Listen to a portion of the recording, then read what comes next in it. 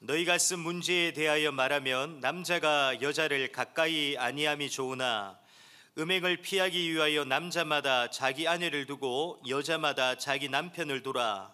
남편은 그 아내에 대한 의무를 다하고 아내도 그 남편에게 그렇게 할지라. 아내는 자기 몸을 주장하지 못하고 오직 그 남편이 하며 남편도 그와 같이 자기 몸을 주장하지 못하고 오직 그 아내가 하나니 서로 분방하지 말라. 다만 기도할 틈을 얻기 위하여 합의상 얼마 동안은 하되 다시 합하라. 이는 너희가 절제 못함으로 말미암아 사단이 너희를 시험하지 못하게 하려 함이라. 그러나 내가 이 말을 함은 허락이요 명령은 아니니라. 나는 모든 사람이 나와 같기를 원하노라. 그러나 각각 하나님께 받은 자기의 은사가 있으니 이 사람은 이러하고 저 사람은 저러하니라. 내가 결혼하지 아니한 자들과 가부들에게 이르노니 나와 같이 그냥 지내는 것이 좋으니라. 만일 절제할 수 없거든 결혼하라. 정욕이 불같이 타는 것보다 결혼하는 것이 나으니라. 결혼한 자들에게 내가 명하노니 명하는 자는 내가 아니요 주시라. 여자는 남편에게서 갈라서지 말고 만일 갈라섰으면 그대로 지내든지 다시 그 남편과 화합하든지 하라. 남편도 아내를 버리지 말라. 그 나머지 사람들에게 내가 말하노니 이는 주의 명령이 아니라 만일 어떤 형제에게 믿지 아니하는 아내가 있어 남편과 함께 살기를 좋아하거든 그를 버리지 말며 어떤 여자에게 믿지 아니하는 남편이 있어 아내와 함께 살기를 좋아하거든 그 남편을 버리지 말라. 믿지 아니하는 남편이 아내로 말미암아 거룩하게 되고 믿지 아니하는 아내가 남편으로 말미암아 거룩하게 되나니 그렇지 아니하면 너희 자녀도 깨끗하지 못하리라. 그러나 이제 거룩하리라. 혹 믿지 아니하는 자가 갈리거든 갈리게 하라. 형제나 자매나 이런 일에 구애될 것이 없느니라. 그러나 하나님은 화평 중에서 너희를 부르셨느니라. 아내된 자여 내가 남편을 구원할는지 어찌할 수 있으며 남편된 자여 내가 내 아내를 구원할는지 어찌 알 수 있으리요. 아멘. 주는 그리스도시요 살아계신 하나님의 아들이시니이다. 아멘. 오늘 고린도전서 7장 1절에서 16절 말씀을 통하여서 그리스도인의 결혼 생활이라는 제목으로 하나님의 말씀을 좀 붙잡고 기도해야 되겠습니다. 지난 주간에 나라에 또 새로운 대통령을 선출할 수밖에 없는 그런 결정들이 일어나게 됐죠. 그래서 현장에서 또 살아갈 때 다양한 사람들이 생각들, 이야기들이 막 들려오는 것을 우리가 듣게 됩니다. 이것들이 또 그런 정치적인 문제뿐만 아니라 삶에서도 많이 일어나게 되죠. 그래서 내 생각과 다른 사람들의 생각들이 많이 있는 것을 보게 되고 그것들이 때로는 극한의 대립 같은 그런 일들이 일어나기도 합니다. 그래서 그런 것들이 왜 일어나지라는 생각들을 들면서 좀 생각을 해보니까요. 저는 개인적으로 질문해 보니까 많은 사람들이 그런 생각의 밑에 기저에는 반드시 내 생각이 반드시 옳다, 맞다라는 생각이 있기 때문에 남의 생각과 내 생각이 틀리기 때문에 저 생각 틀리다는 것 때문에 계속 갈등이 일어나고 계속해서 싸움이 일어나는 것들을 좀 많이 보게 되는 것입니다. 그래서 우리가 꼭 기억해야 될 것이 세상에 많은 중요한 것들이 있고요. 많은 사실들과 진리들이 있지만 변하지 않는 것이 있습니다. 변하지 않는 게 뭘까요? 하나님이 변하지 않고요. 하나님의 말씀이 변하지 않습니다. 그래서 우리는 절대 진리가 하나님 말씀밖에 없다는 것을 깨닫고 그 말씀을 나의 절대 진리로 항상 붙잡아야 될 줄 믿습니다. 왜냐하면 세상에 있는 것은 너무나 바뀌거든요.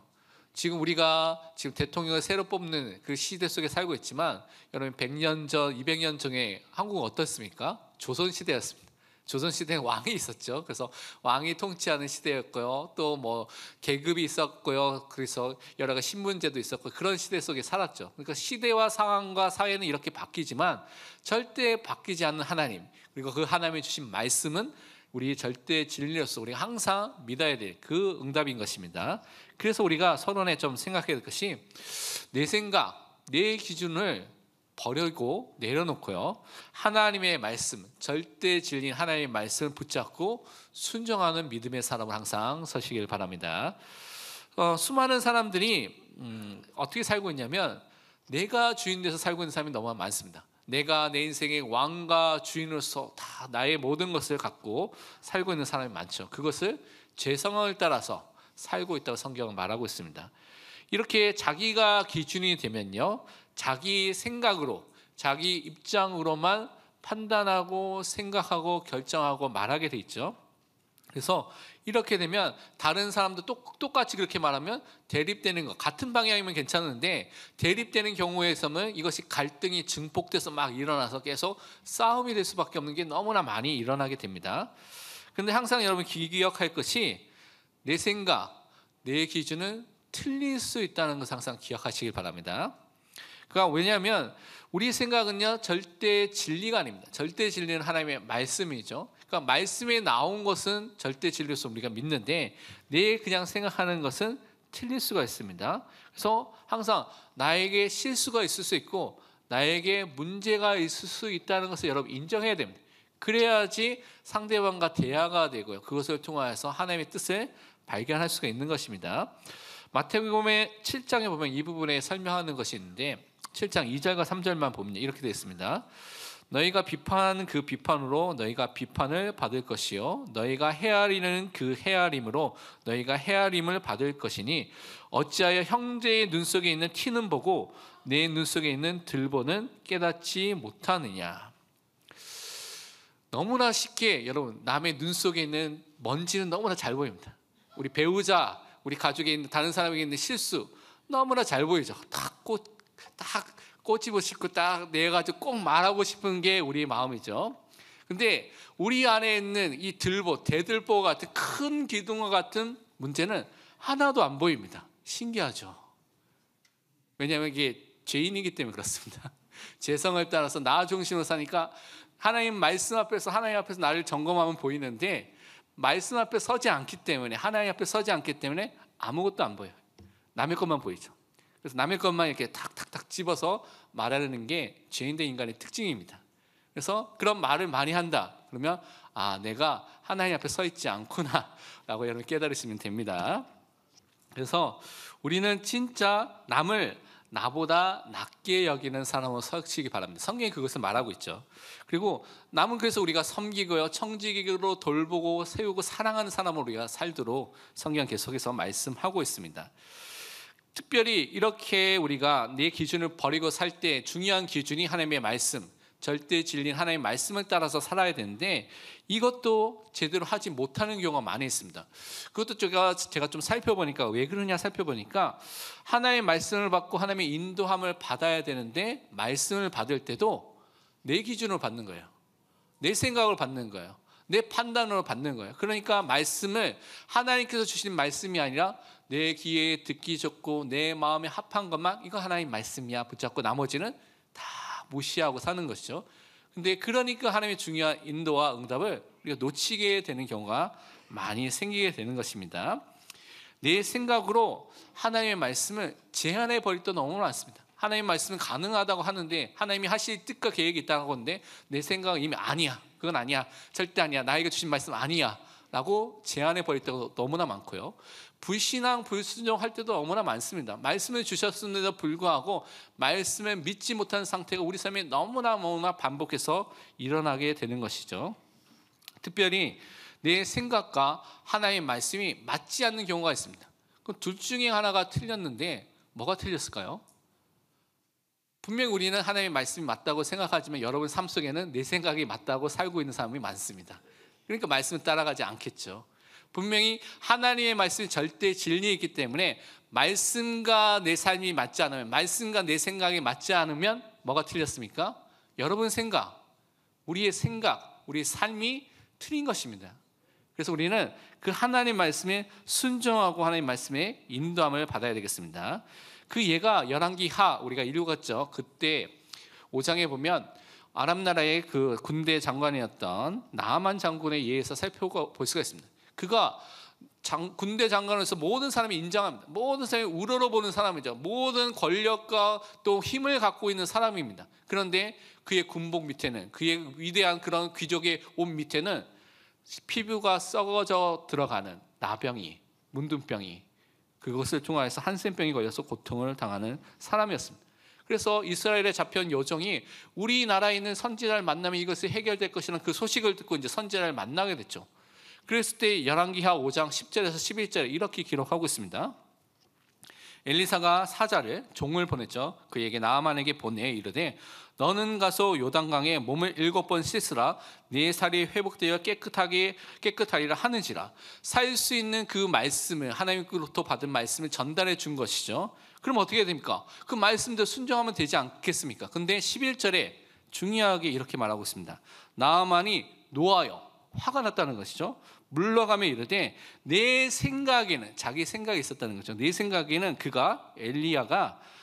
엘리사가 내게로 나와서 그의 하나님 여호와의 이름을 부르고 그의 손을 그 부위 위에 흔들어 나병을 고칠까 하였도다. 분명히 하나님의 말씀이 선포됨에도 불구하고 이 나아만 장은 뭐라고 생각했냐? 내 생각에는, 하나님의 말씀이 중요한 게 아니에요. 내 생각에는 이 엘리사가 와서, 내가 누군데, 이 군대 장관, 다른 나라의 최고 군대 장관이 왔으면 인사도 하고요, 그것을 통해서 하나님의 이름으로 간절히 기도하고요, 그 부위의 상처에 손을 흔들면서 간절한 마음으로 기도하면서 낫게 해야 되는데, 그거 아니야. 딱 말씀만 주니까 굉장히 자존심이 상한 것 같습니다. 그래서 내 생각에는, 그러면서 화를 내면서 막 말을 하는 거예요. 근데 대부분 사람들이 이렇게 말씀 받고 있습니다.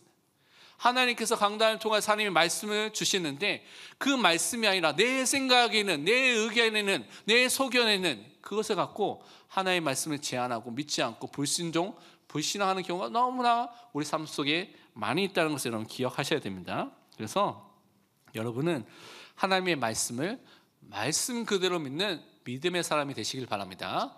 강단을 통해서 하나님께 주신 그 말씀을 진짜 말씀대로 믿고 따라가는, 하나님의 말씀을 통해서 역사하신 것 체험하는 믿음의 사람으로 항상 서시길 바랍니다.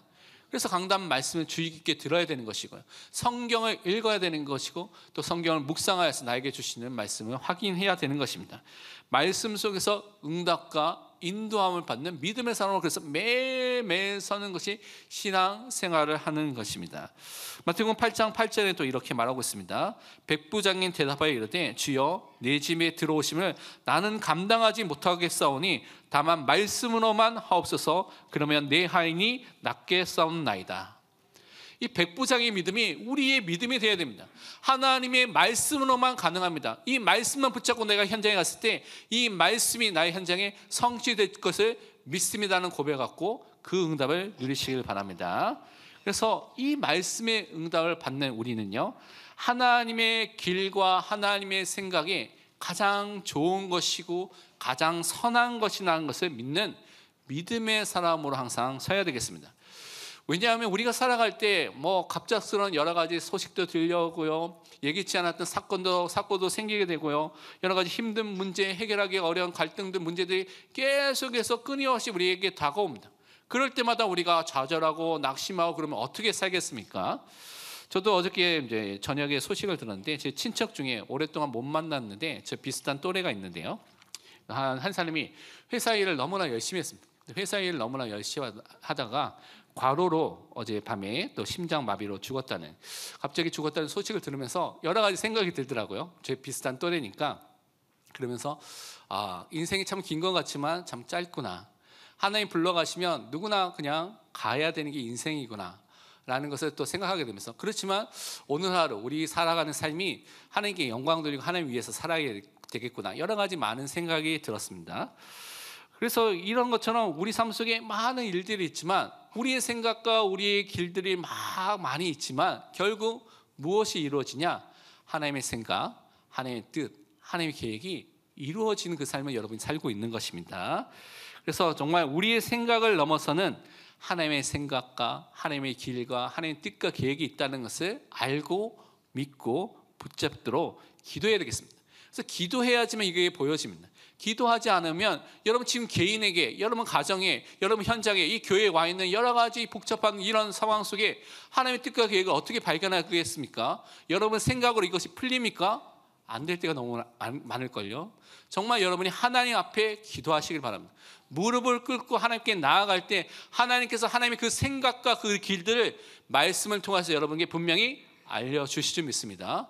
그 사람으로 우리는 그리스도인으로 그 하나님의 자녀로 백성으로 부르심을 받은 것입니다. 우리 다 함께 이사야서 55장 8절 9절 너무나 중요하니까 함께 고백하도록 하겠습니다. 이는 내 생각이 너희의 생각과 다르며 내 길은 너희의 길과 다름이니라. 여호와의 말씀이니라. 이는 하늘이 땅보다 높음같이 내 길은 너희의 길보다 높으며 내 생각은 너희의 생각보다 높음이니라. 아멘. 분명히 우리의 생각, 우리의 길이 있어요. 막 좋은 것들 여러분 생각하고 계획하고 있죠. 그런데 그것보다 더 높은 하나님의 생각과 더 높은 하나님의 길이 있습니다. 여러분 개인과 가정과 교회에 그것이 있기 때문에 그것을 발견하고 인도함을 받는 것이 하나님의 자녀가 가야 될 길인 것입니다. 그래서 여러분이 기도할 때 이것이 보여지기 때문에 기도하시길 바랍니다. 하나님의 절대 주권을 인정하고 하나님 앞에 나아가서 기도하는 믿음의 사람으로 서시길 바랍니다. 그러면 지금에 있는 그런 일들, 어려움들, 문제들, 갈등들, 위기들, 고통들, 그 고난들이 하나님의 인도였구나, 하나님의 역사였구나 하는 것을 보게 될 것입니다. 그것을 통해서 하나님께만 영광을 돌리고요, 하나님의 좋으시고 선하신 그 뜻과 계획이 이루어지는 그 발걸음으로 내가 있다는 것을 깨닫게 되고 하나님의 역사를 체험하는 믿음의 사람을 하나님께서 분명히 세워주실 줄 믿습니다. 그래서 하나님이 일하시는 것을 보도록 기도해야 됩니다. 하나님이 역사하시는 것을 보도록 기도하시기를 바랍니다. 로마서 8장 28절에 말씀하기를 우리가 알거니와 하나님을 사랑하는 자 곧 그의 뜻대로 부르심을 입은 자들에게는 모든 것이 합력하여 선을 이루느니라. 여러분이 하나님의 사랑을 받은 자가 맞습니까? 그리스도의 사랑을 통해서 구원함을 받은 자가 맞습니까? 하나님께서 선택하고 예정해서 하나님께서 부르신 자가 맞습니까? 그러면 모든 것이 합력하여 선을 이루도록 하나님이 인도하고 계십니다.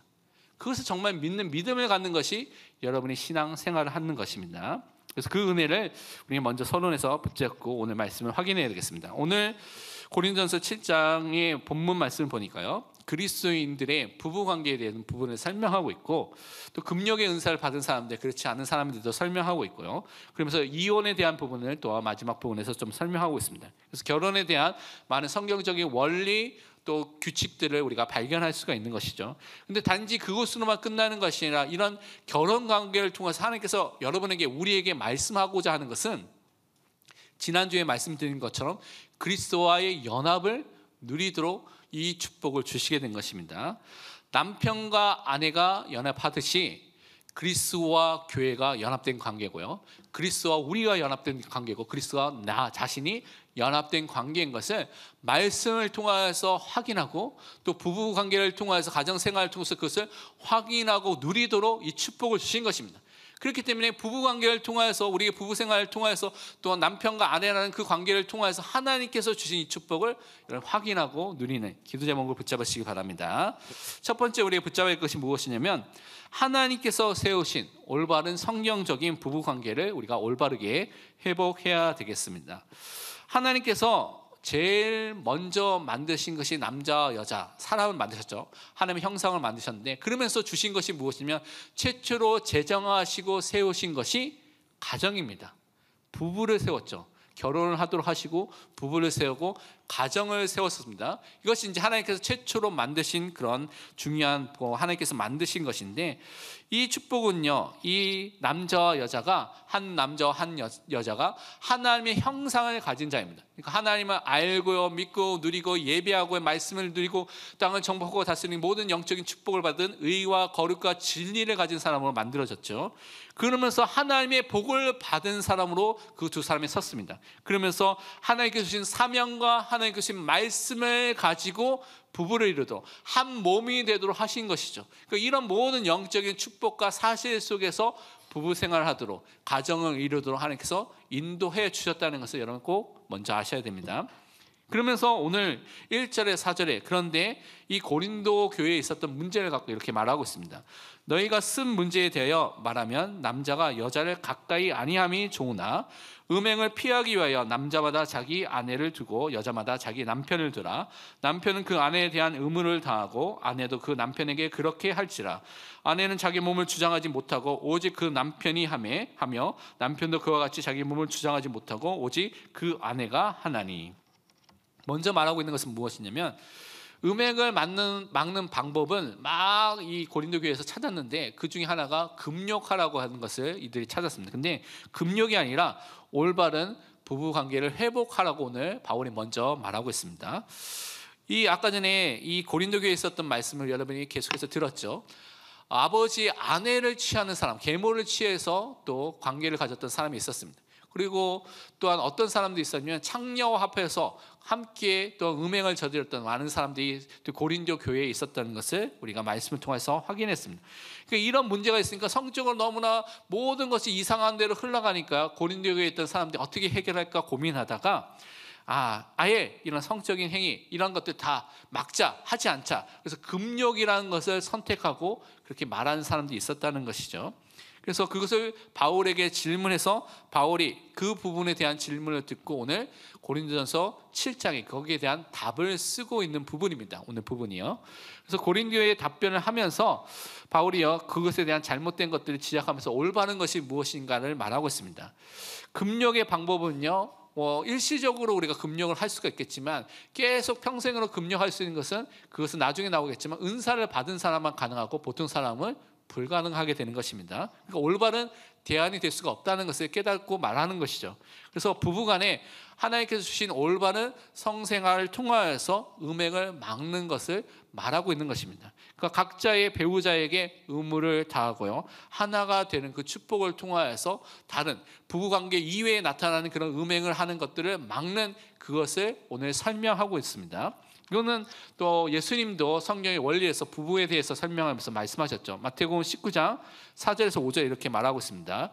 예수께서 대답하여 이르시되 사람을 지으신 이가 본래 그들을 남자와 여자로 지으시고 말씀하시기를 그러므로 사람이 그 부부를 떠나 아내에게 합하여 그 둘이 한 몸이 될지라 하신 것을 읽지 못하였느냐.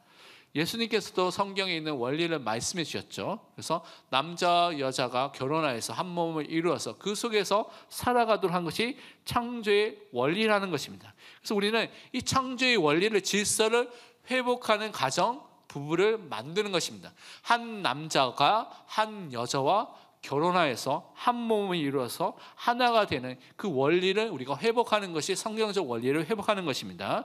그런데 오늘날의 시대에는 이런 성경적 원리가 무너지는 사회 속에 여러분이 살고 있습니다. 그래서 많은 나라는 이미 동성 결혼이 인정되고 있죠.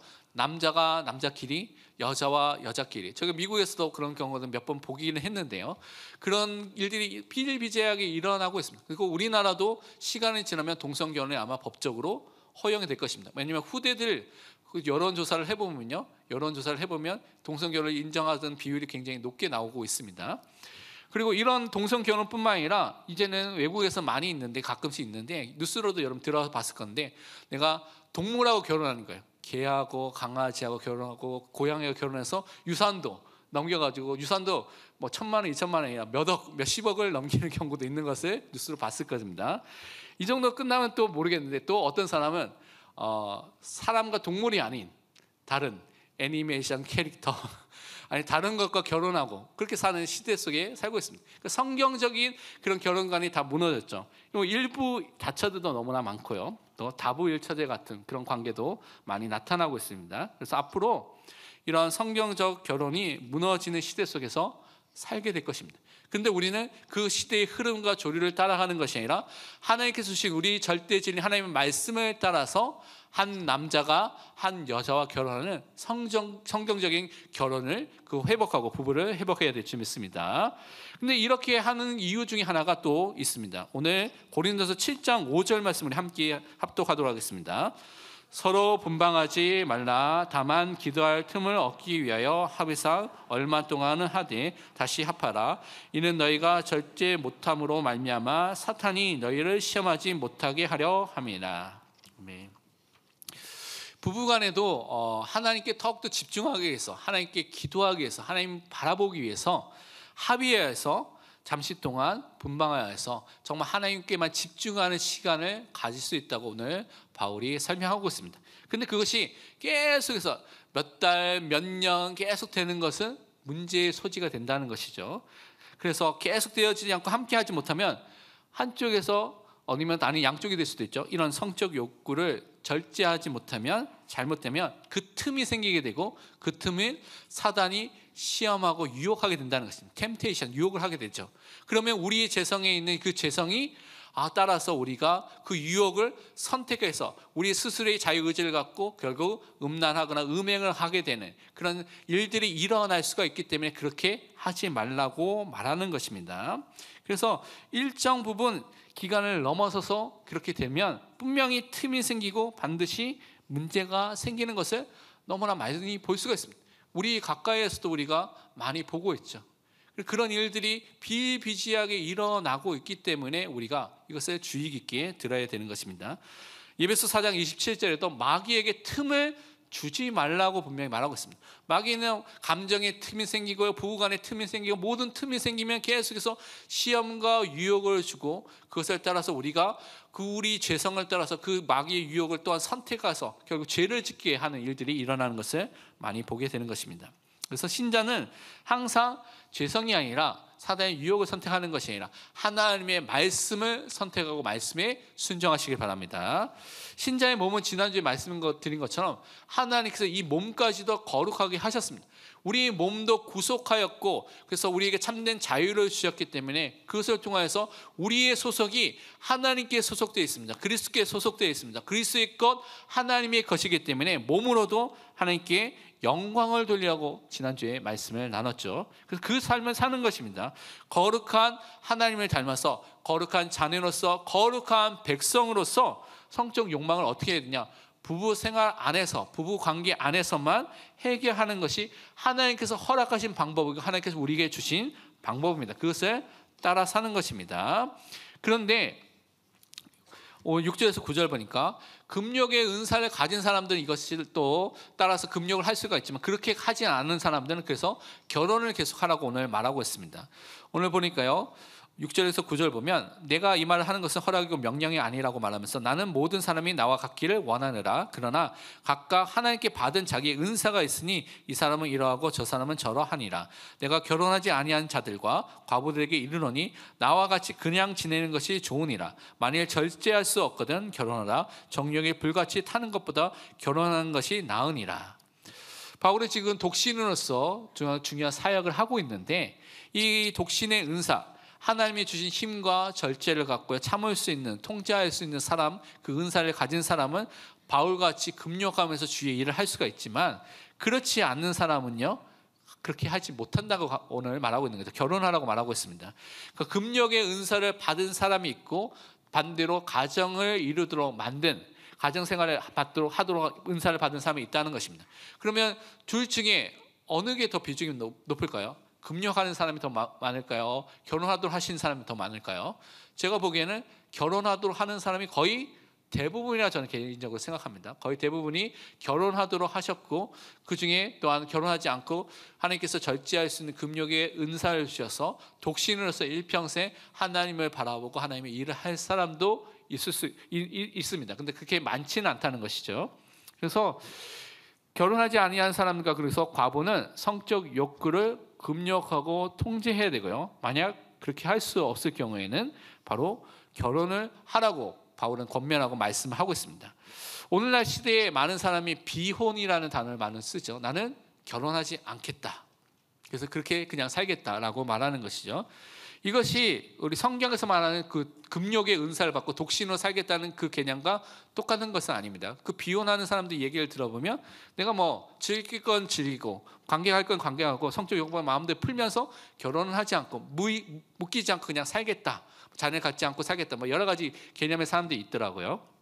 그런데 성경에서 말하는 것은 그런 비혼의 관계 속에서 그런 관계를 또한 결혼하지 않으면서 성적 관계를 가지면서 그런 것을 풀라고 하지 말라고 푸는 것이 옳지 않다고 말하고 있는 것입니다. 그래서 이런 성경의 원리는 결혼한 부부 안에서만 성관계를 갖고 그것을 통하여서 또한 하나님이 원하시는 것을 하도록 말씀하고 있는 것이죠.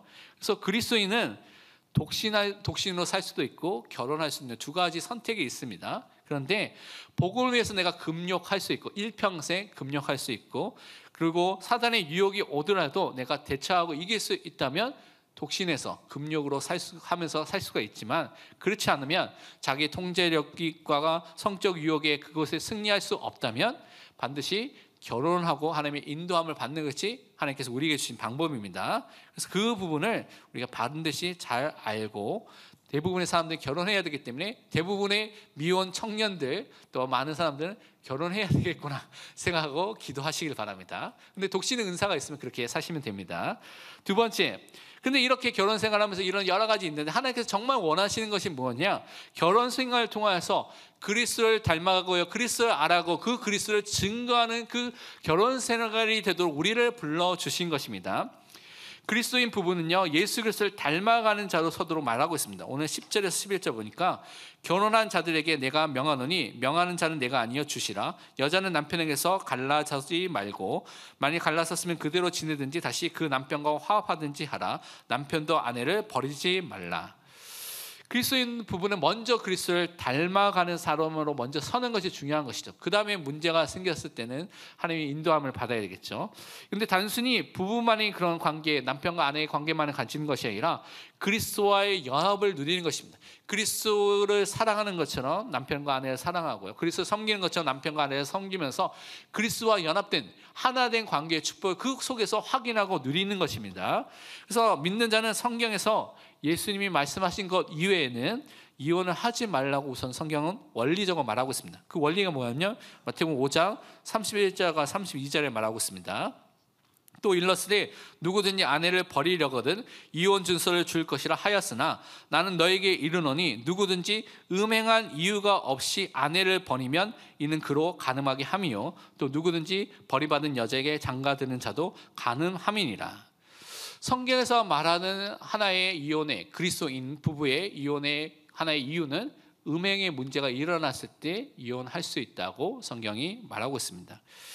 그래서 그리스도인의 남편과 아내는 사실은 그렇다면 서로 사랑하고 서로 복종하고 서로 섬기면서 살아가도록 성경은 말씀하고 있는 것이죠. 그래서 그 원리 속에서 살아갔을 때 그리스도가 개인의 주인이 되고 가정의 주인이 되어서 살아가게 됐을 때 서로를 섬기고 돕고 이 모든 문제를 넘어설 수가 있습니다. 그런데 오늘날에 많은 이혼 사유의 제일 첫 번째가 되는 것이 뭐냐면 성격 차이죠.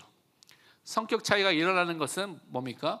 내 성격하고 상대방의 배우자의 성격이 맞지 않다는 것이죠. 맞지 않다는 것은 왜 그렇습니까? 내 것도 내 것을 주장하고 상대방도 배우자도 자기 것을 주장하니까 그것이 부딪히니까 차이가 있다라고 말하겠죠. 뭐 여러 가지 이유가 있겠지만 그렇게 말하겠죠. 그 이유가 뭡니까? 자기 것만 주장하고 자기를 희생하지 않기 때문에 그렇습니다. 그러니까 문제가 계속 생기겠죠. 나는 한 번 했는데 왜 쟤는 한 번 안 해주는 거야? 내가 한 번 희생해 줬는데 왜 쟤는 이거 희생 안 해줘? 이렇게 하나하나씩 따지게 되면 갈등이 생기게 되겠죠. 그런데 성경에서 말하는 것은 주장하는 자로 부부를 부르신 것이 아니라고 성경은 말하고 있습니다. 성경이 말하는 부부의 원리가 뭡니까? 순종하면서 자신을 희생하도록 살도록 말씀해 주신 것입니다. 사랑하면서 자신을 희생하고 살도록 말씀해 주신 것이 성경에서 말하는 부부의 관계입니다. 왜 이렇게 합니까? 이것은요, 그리스도를 알도록 해 주신 것입니다. 예수 그리스도가 자기의 목숨을 다 버리셔서 끝까지 죽음에 이르기까지 순종하시고 희생하셨습니다. 예수 그리스도가 우리를 너무나 사랑하셔서 죽음에 이르기까지 자기를 희생하기까지 이 사랑을 이루셨습니다. 그것을 경험하도록 체험할 수 있는 가장 좋은 현장이 어디냐? 부부관계입니다. 일평생 20년 30년 동안 따로따로 많은 것에서 다르게 배워하고 살아왔다가 하나가 되니까요, 얼마나 다릅니까? 다를 수밖에 없는 것이죠. 그게 정상적입니다. 그 다름 속에서 서로를 희생하면서 무엇을 깨닫도록 하시는 겁니까? 그냥 찾겠다 막 오래 참으면 그것이 아니라 그리스도의 그 희생과 그리스도의 그 순종과 그리스도의 사랑을 깨닫고 누리도록 그리스도와 연합된 자인 것을 확인하도록 부부관계를 허락해 주신 것입니다. 그래서 그것을 확인하고 누리는 믿음의 사람으로 항상 서시기를 바랍니다. 우리 함께 골로새서 3장 18절 19절 말씀 함께 읽도록 하겠습니다. 아내들아 남편에게 복종하라. 이는 주 안에서 마땅하니라. 남편들아 아내를 사랑하며 괴롭게 하지 말라. 이런 원리 속에서 사랑하고 복종하는 것입니다. 그러면 불신자와 결혼한 사람은 어떻게 해야 됩니까? 오늘 계속해서 그 부분을 말하고 있습니다. 12절부터 14절 보면 그 나머지 사람들에게 내가 말하노니 이는 주의 명령이 아니라 만일 어떤 형제에게 믿지 아니하는 아내가 있어 남편과 함께 살기를 좋아하거든 그를 버리지 말며 어떤 여자에게 믿지 아니하는 남편이 있어 아내와 함께 살기를 좋아하거든 그 남편을 버리지 말라. 믿지 아니하는 남편이 아내로 말미암아 거룩하게 되고 믿지 아니하는 아내가 남편으로 말미암아 거룩하게 되나니 그렇지 아니하면 너희 자녀도 깨끗하지 못하리라. 그러나 이제 거룩하니라. 우리가 불신자 배우자가 있을 수 있고 가족이 있을 수 있는데 이런 관계를 통해서 하나님께서 우리에게 먼저 믿음을 주신 것은 우리를 통하여서 그 사람들이 믿도록 구원을 받도록 하기 위해서 그 축복을 허락해 주신 것입니다. 그래서 우리는 믿지 않는 가족들을 위해서 배우자와 가족을 위해서 기도하시길 바랍니다. 복음이 전파됐을 때 이 초대교회도 온 가족이 구원받아서 돌아온 사람도 있었지만 한 부모님 중에 한쪽만 배우자의 한쪽만 이렇게 복음을 받고 돌아온 사람도 있었습니다. 그래서 그 사람들이 불신자 배우자가 있었던 많은 사람들이 있었죠. 그런데 로마 시대에 보면 남편과 아내 둘 중에 어떤 사람에도 이유가 있으면 그냥 쉽게 이혼을 청구할 수 있고 이혼을 할 수 있는 제도 속에 이 사람이 살고 있었습니다. 그러니까 이런 종교가 달라지는 문제가 생겼을 때 특히 기독교가 핍박을 받았던 시대에는 쉽게 이혼이 될 수 있는 상황이 있었다는 것이죠. 그런데 이런 불신자 배우자가 이혼을 요구하지 않고 그냥 함께 살기를 좋아하고 그냥 살고 있다면 함께 살라고 말씀하고 있습니다. 그러면서 그냥 사는 것이 아니라 그는 복음의 이유가 있죠. 그래서 그 사람들을 놓고 기도하는 것입니다. 그 배우자와 그 자녀와 그 가정과 가문이 하나님 앞으로 돌아오도록 예수 그리스도를 믿고 돌아오도록 기도하고 사는 것입니다. 사도행전 16장 31절의 말씀처럼 이르되 주 예수를 믿으라 그리하면 너와 내 집이 구원을 받으리라 하고 진짜 이 언약을 붙잡고 오늘부터 계속해서 기도하시기 바랍니다. 믿지 않는 배우자 있습니까? 가족에 자녀들이 있습니까? 부모님이 있습니까? 가문에 사람들이 있습니까? 이 말씀 붙잡고 오늘부터 기도에 도전하고 기도하시길 바랍니다. 그래서 그리스도가 주인 되어서 말씀대로 응답받는 사람을 통하여서 그 그리스도인 배우자를 통하여서 하나님이 함께 하시고 역사하신 것을 통하여서 그 남편이 그 아내가 정말 하나님이 살아계시는 것을 보게 되고 돌아오게 되는 구원받고 거룩하게 되는 역사가 남편과 아내와 자녀들에게 일어날 수 있고 그 일어난 것을 성경에서 증거하고 있고 또 우리 삶 속에서 나타나고 있습니다. 하나님께서 지금도 그 일을 행하고 있기 때문에 우리는 그것을 믿고 기도하시기를 바랍니다. 그리고 15절 16절에 보면 또 이렇게 말하고 있습니다. 우리 함께 고린도전서 7장 15절 16절 읽겠습니다. 혹 믿지 아니하는 자가 갈리거든 갈리게 하라. 형제나 자매나 이런 일에 구애될 것이 없느니라. 그러나 하나님은 화평 중에서 너희를 부르셨느니라. 아내된 자여 내가 남편을 구원하는지 어찌 알 수 있으며 남편된 자여 내가 내 아내를 구원하는지 어찌 알 수 있으리요. 불신자 배우자가 이제 이혼을 요구하는 경우가 생길 수 있겠죠. 그러면 그 이혼하게 됐을 때 기뻐하면서 잘 됐다 이혼했다라는 것이 아니라 하나님께서 주신 그리스도 안에 있는 평화를 가지고 그것을 대처하면서 이것도 복음의 기회로 삼으라고 오늘 말하고 있는 것입니다. 불신자 배우자가 이혼을 요구할 때 이혼하게 된다면 감정이 상하게 되겠죠. 그럼 감정이 상하고 서로 상처를 주고 받으면서 굉장히 아프고 그런 힘든 시간이 오게 될 것입니다. 그런데 오늘 성경에서 말하는 것은 그런 시간표 속에서 내 감정을 따라서 막 그렇게 살아가는 것이 아니라 그리스도의 평화, 하나님의 평화 속에서 이 일을 대처하고 그 일을 다루라고 말하고 있습니다. 그래서 감정이 아니라 하나님의 화평과 평화가 그 가운데 임하도록 기도해야 되는 것입니다. 그러면서 이 힘든 상황을 대처하고 기도할 때 이 과정을 통하여서 또 다른 그 남편과 아내가 구원을 얻게 되는 복음이 들어가게 되는 전하게 되는 그런 새로운 시간표가 또한 시작될 수도 있다는 것입니다. 그래서 예수 그리스도의 마음으로 이 모든 것들도 대하고 기도하고 행하라고 말씀해 주셨습니다. 베드로전서 3장 1절에 이렇게 말하고 있죠. 아내들아 이와 같이 자기 남편에게 순종하라.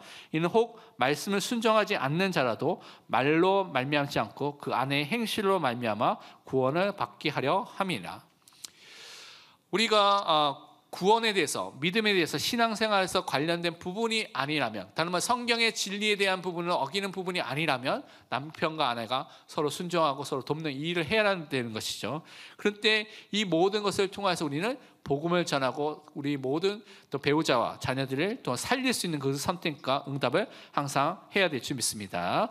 결론은 이번 주 실천하고 붙잡아야 될 적용의 미션 두 가지를 붙잡겠습니다. 첫 번째, 우리 부부를 통하여서 교회와 그리스도와 연합된 것을, 우리와 그리스도와 연합된 것을 사실적으로 확인하고 누릴 수 있도록 기도하시길 바랍니다. 하나님이 원하시는 것은 여러분의 부부 관계를 통해서 그리스도를 바라보고 그리스도를 사랑하고 그리스도를 믿고 순종하는 삶을 살도록 하나님께서 원하시는 것입니다. 예배서 5장 24절과 25절에 말씀하기를 그러므로 교회가 그리스도에게 하듯 아내들도 범사에 자기 남편에게 복종할지니라. 남편들은 아내 사랑하기를 그리스도께서 교회를 사랑하시고 그 교회를 위하여 자신을 주신 같이 하라. 그래서 부부관계를 통해서 그리스도를 깨닫도록 기도하시기 바랍니다. 두 번째로 우리가 기도해야 될 많은 내용이 있습니다. 내일 우리 교회에서 대구 노예가 봄노예가 열립니다. 그리고 고난주가 특별 새벽 기도가 4월 14일부터 20일 날 있습니다. 부활절이 4월 20일이죠. 그리고 개혁총회 세계 선교대회가 4월 30일부터 5월 2일까지 있습니다. 수많은 일들 속에서 하나님이 역사하시도록 우리 기도해야 되겠습니다. 그래서 베드로전서 4장 7절 8절 말씀을 생각하고 기도해야 되겠습니다. 만물이 마지막에 가까이 왔으니 그러므로 너희는 정신을 차리고 근신하여 기도하라. 무엇보다도 뜨겁게 서로 사랑할지니 사랑은 허다한 죄를 덮느니라. 우리 정신을 차리고 절제해서 시간을 내서 하나님 앞에 기도해야 되는 것입니다. 시간을 정하고 시간을 내서 기도하시길 바랍니다. 그리고 여러분이 사랑하면요, 헌신할 수 있고 희생할 수 있고 후원할 수 있고 도울 수 있는 힘이 생기게 되는 것입니다. 그것을 통하여 우리 하나님께 영광 돌려야 되겠습니다. 우리 강단 기도 제목 갖고 함께 기도하고 제가 마치는 기도하겠습니다. 우리 생각 기준을 버리고요, 하나님 말씀 안에서 우리 하나님의 생각 귀를 붙잡고 하나님의 가장 선한 계획 속에서 인도함을 받을 수 있도록 사탄이 공격하는 틈이 모두 무너지고요, 음행을 막는 성경적인 부부관계를 통해서 몸으로도 하나님께 영광 드릴 수 있도록 예수 그리스도가 주인된 개인과 가정이 되고 그리스도와 연합을 누리고 불신자 가족과 배우자가 하나님의 은혜 속에서 구원받을 수 있도록 함께 기도 제목 갖고 기도하고 제가 마치는 기도하겠습니다. 하나님 아버지, 참으로 감사합니다. 우리를 하나님의 말씀으로 인도하여 주신 그 은혜에 너무나 감사드립니다. 하나님의 생각과 하나님의 길을 말씀 속에서 날마다 발견하게 하시고 그것을 통해서 하나님께 영광 돌리는 믿음의 사람을 설 수 있도록 축복하여 주옵소서. 우리 가정을 통해서, 부부를 통해서 하나님께 영광 돌리게 하시고 그리스도와 연합된 축복을 통해서 그리스도를 사랑하며 그리스도를 섬기며 하나님께 영광 돌리는 가정과 가문이 되게 하시고 모든 불신 가족과 가문에 있는 사람들이 예수 그리스도를 믿고 돌아오는 그 은혜가 임할 수 있도록 성령으로 역사하여 주옵소서. 감사드리며 살아계신 예수 그리스도의 이름으로 기도합니다. 아멘.